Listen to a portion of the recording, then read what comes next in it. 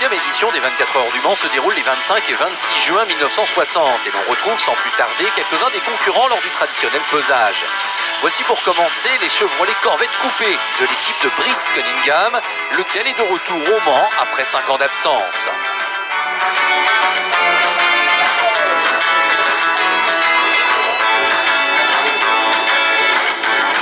L'ACO avait reçu 72 demandes d'engagement pour cette année, mais seules 58 voitures sont admises aux essais et 55 au départ. Il y a 2 catégories, les voitures de sport et les GT, qui ont cette année leur propre championnat international. Dans les 2 cas, les 24 heures sont bien la 5e et dernière manche de la saison. Outre les Corvettes engagées sous la bannière Cunningham, on trouve d'autres représentants pour les États-Unis, avec l'équipe Camorati, qui engage 3 Maserati et une Corvette de la structure North American Racing Team qui se présente avec pas moins de 4 Ferrari.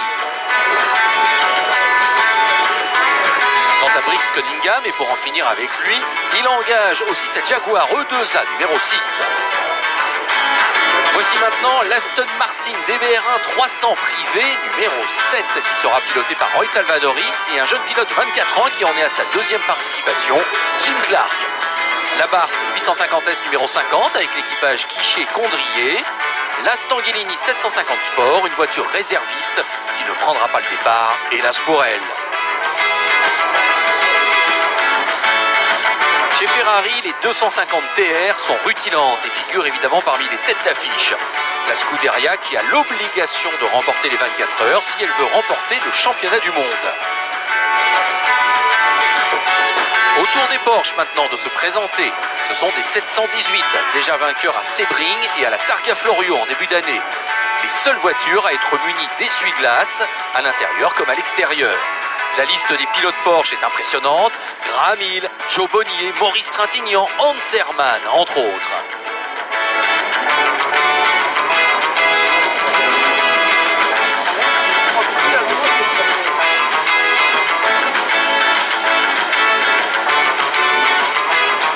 Tout ce beau monde se retrouve maintenant sur le circuit de la Sarthe, long de 13 km 461. Côté voiture française, une seule marque représentée, DB et leur moteur Panhard. 5 engagements ont été retenus et tous les pilotes sont en effet français.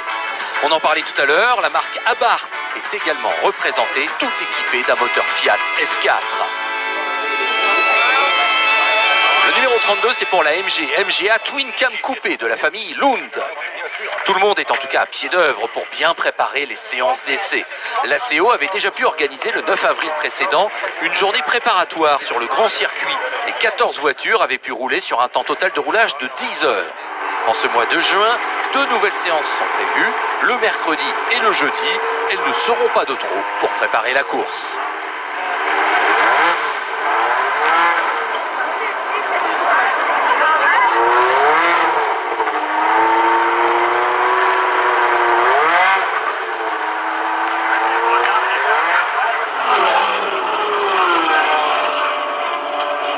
Voici Maurice Trintignant, déjà vainqueur de l'épreuve en 54 et 2 fois victorieux au Grand Prix de Monaco en 1955 et 1958.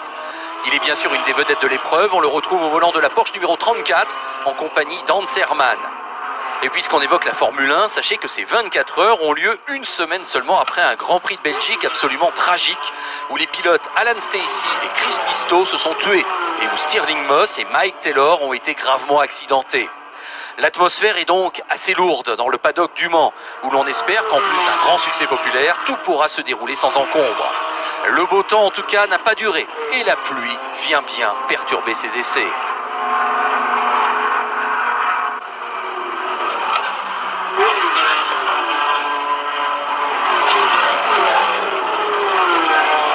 Voici la Ferrari privée numéro 17, sous bannière américaine, avec le duo André Pilette et Ricardo Rodriguez, lequel n'a que 18 ans.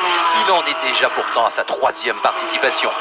Il fait un temps à ne pas mettre une voiture dehors, et pourtant il faut bien se préparer.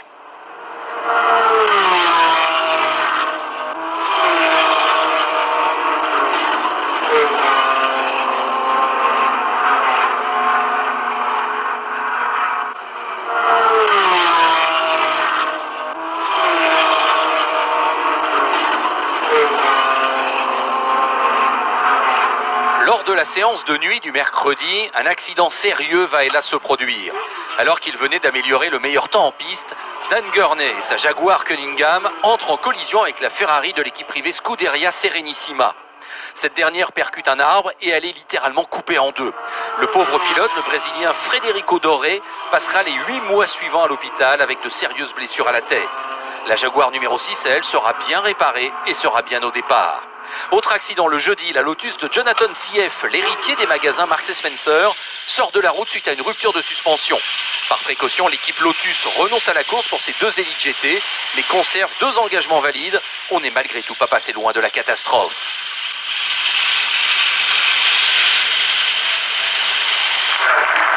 Le grand jour est arrivé. Dans quelques heures, ce sera le départ des 24 heures du Mans 1960. Et c'est une foule immense qui se presse à l'entrée du circuit. Le temps est couvert et les prévisions ne sont pas vraiment optimistes pour le reste du week-end.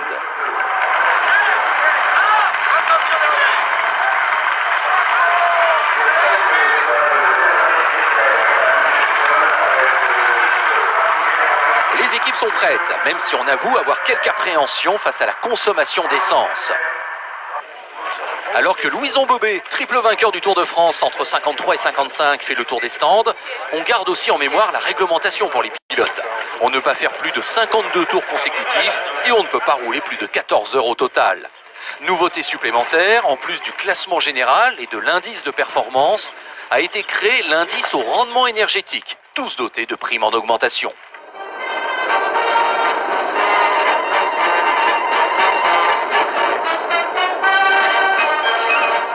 Les cérémonies d'avant-course ont commencé, la fanfare à fière allure. Les couleurs sont présentées de manière solennelle pour la plus grande joie des spectateurs.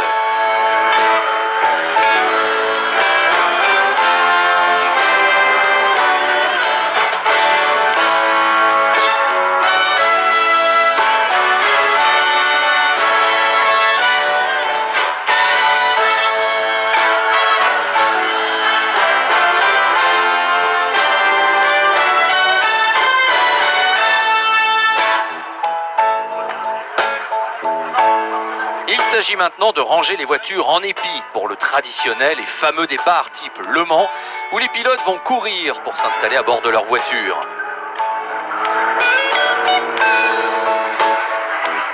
Dernier moment de concentration ou de détente, la tension monte en tout cas sur cette ligne droite des stands à quelques minutes du départ.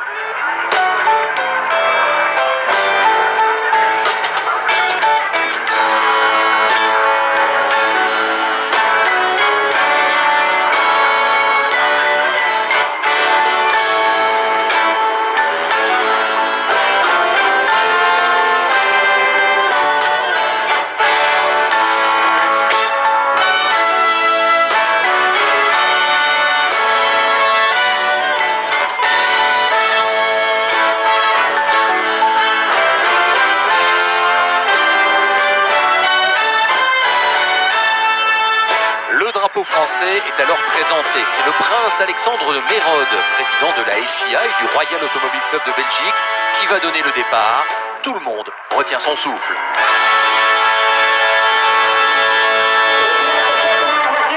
Un départ qui est donné à 16h pile et c'est aussitôt la ruée vers les bolides.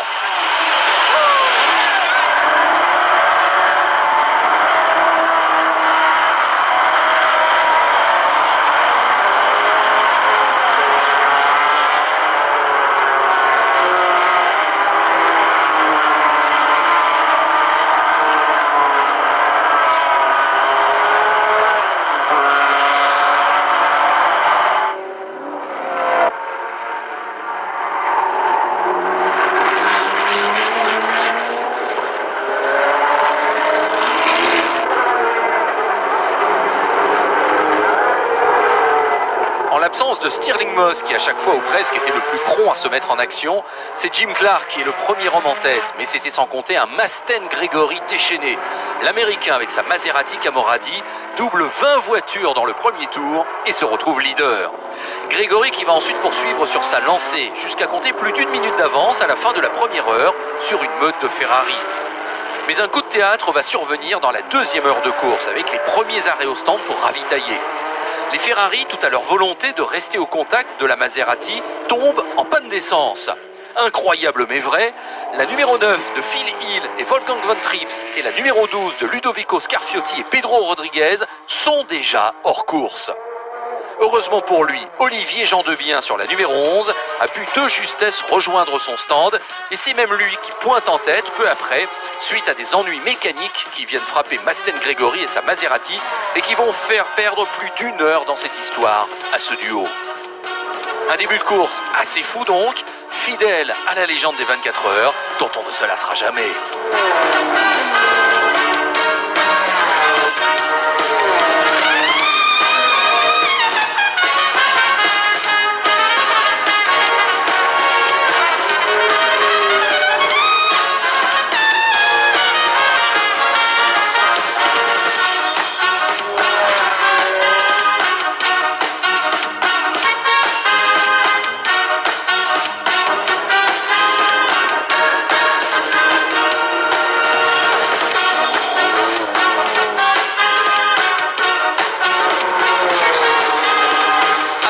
Mésentente à Mulsanne, la Jaguar numéro 6 rate son freinage et manque de s'accrocher avec l'AC Ace Coupé de l'écurie lausannoise. On s'aperçoit d'ailleurs peu après que c'est une portion du circuit qui pose pas mal de problèmes et quelques concurrents semblent au ralenti.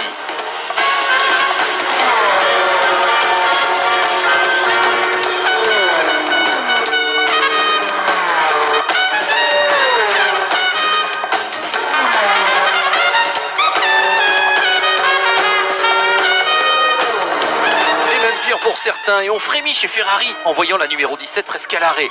Mais ça n'est qu'une alerte pour le duo Pilette-Rodriguez.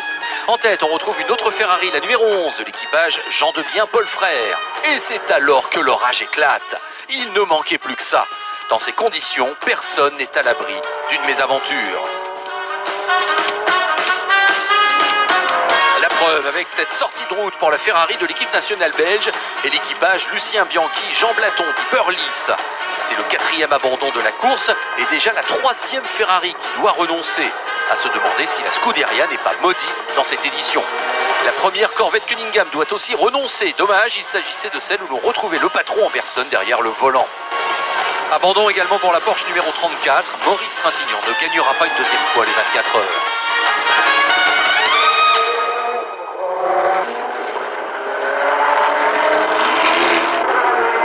La nuit est en train de tomber. La Ferrari des Belges Gendebien Frère est toujours en tête, mais derrière une autre voiture est en train de faire le spectacle. Il s'agit de l'Aston Martin privé de l'équipe Border Rivers avec le duo Salvadori Clark au volant. Seulement 10e à la fin de la première heure, les deux pilotes s'en donnent à cœur joie sous la pluie et remontent bientôt à la 2e place sous les coups de 11 h du soir. Cela étant, avec la pluie qui se calme ensuite, la puissance des Ferrari reprend le pouvoir et l'Aston Martin redescend quelque peu dans le classement. Gendebien Frères sont toujours en tête devant une autre Ferrari, celle de Pedro Rodriguez, qui sera malheureusement retenue 10 minutes au stand suite à un court-circuit. En ce qui concerne les abandons, deux noms illustres viennent s'ajouter à la liste. Maserati d'abord, la dernière devant abandonner sur problème moteur. Les Jaguars avec le retrait à 5 h 30 du matin de la Type D de l'écurie Écosse, ce qui a représenté la fin de l'histoire prestigieuse de cette voiture au Mans.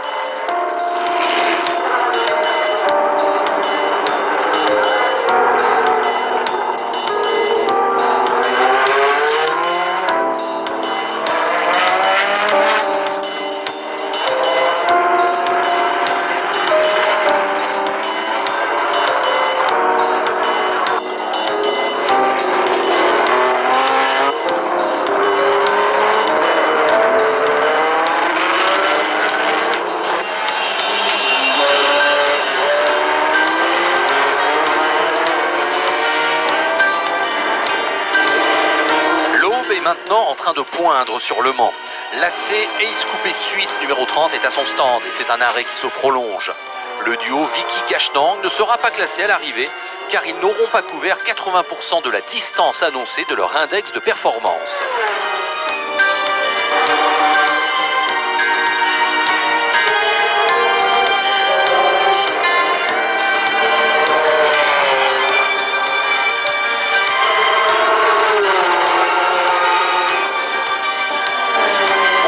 découvre l'épave de la Maserati numéro 24, au volant de laquelle Masten Grégory avait réussi un festival en début de course.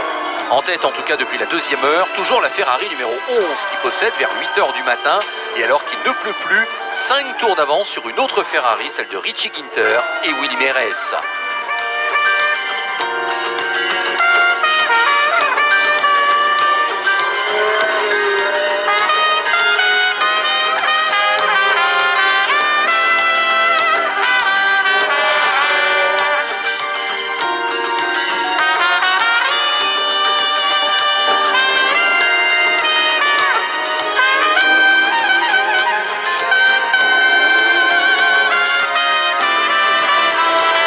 Voilà la voiture qui mène le bal, il n'y a plus vraiment de suspense et Ferrari semble devoir renouer avec la victoire après la défaite de 1959.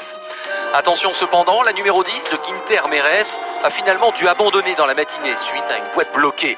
Mais c'est une autre Ferrari, la numéro 17, qui a pris le relais en deuxième position.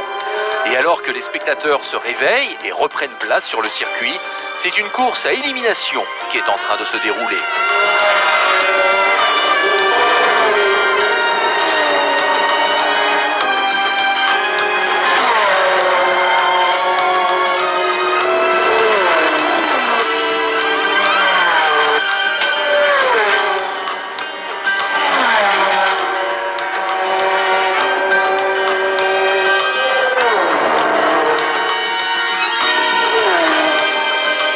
On s'aperçoit en tout cas que le beau temps est revenu. Les spectateurs vont enfin pouvoir bénéficier d'une belle journée estivale pour l'arrivée de cette 28e édition. Ceux qui le veulent peuvent assister à la messe en plein air, tandis que les voitures continuent leur ronde quasi infernale.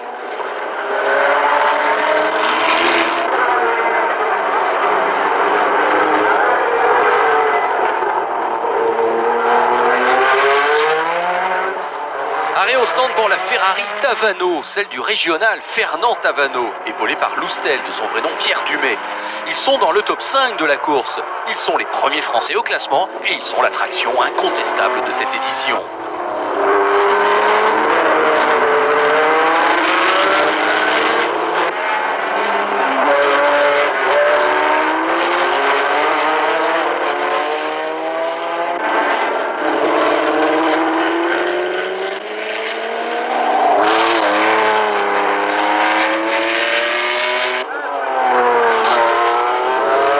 La Corvette Camoradi numéro 4, elle figure bien dans le top 10, mais le duo Gamble-Lillet ne sera pas classé non plus, toujours à cause de cette distance minimale non respectée.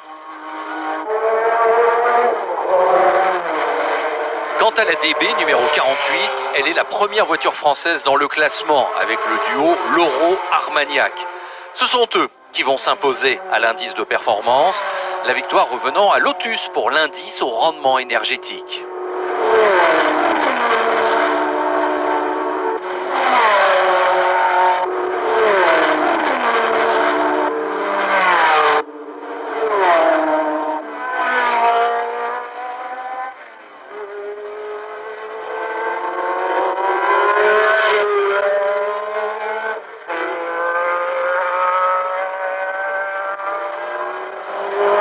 L'arrivée se rapproche, la direction de course reste concentrée et enregistre tous les chronos officiels.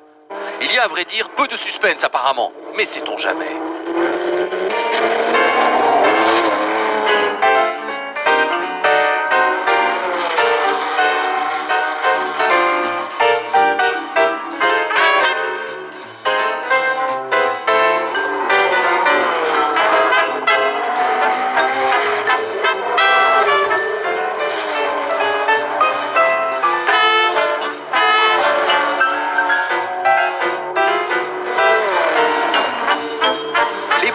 Se remplissent de nouveau. Tout le monde est de retour pour assister à l'arrivée du Mans, un moment qui ne se rate pas. L'occasion aussi de se rendre compte de l'activité d'un village des 24 heures, une véritable ruche qui fourmille dans tous les sens.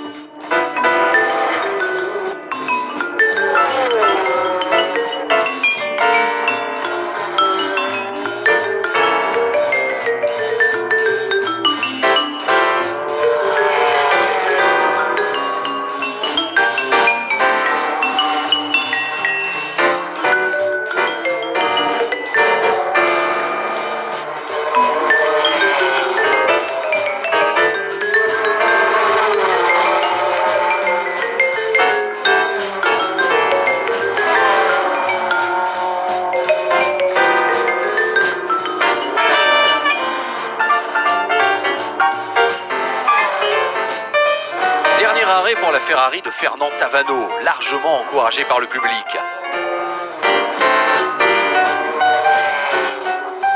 Dernier arrêt aussi pour la Ferrari numéro 20 du North American Racing Team avec l'équipage Joe Schlesser Bill Sturgis. Mais pour elle, ce sera une cruelle désillusion car si même la voiture repart bien après un changement de pilote, elle devra renoncer dans la dernière heure sur casse moteur.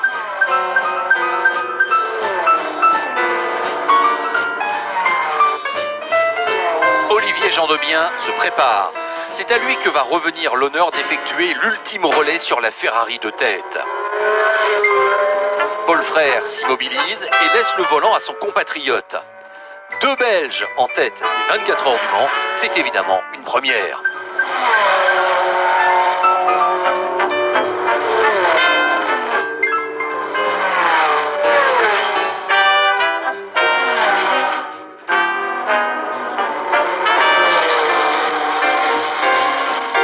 Il est 16h, le drapeau à damier commence à s'abattre sur les premières voitures à passer la ligne d'arrivée. Certaines voitures italiennes tiennent à passer ensemble, mais on s'aperçoit qu'il y avait tout juste la place pour cela. Et voici la gagnante, la Ferrari 250 TR 5960 numéro 11 de l'équipe officielle Ferrari, pilotée par Olivier Gendebien et Paul Frère, lequel prend sa retraite de pilote après cette victoire pour se consacrer à son métier de journaliste. Ils ont bouclé 314 tours, soit un peu plus de 4200 km. Ils finissent avec 4 tours d'avance sur la Ferrari de Pilette Rodriguez et il s'agit donc de la 4e victoire de la Scuderia dans la Sarthe.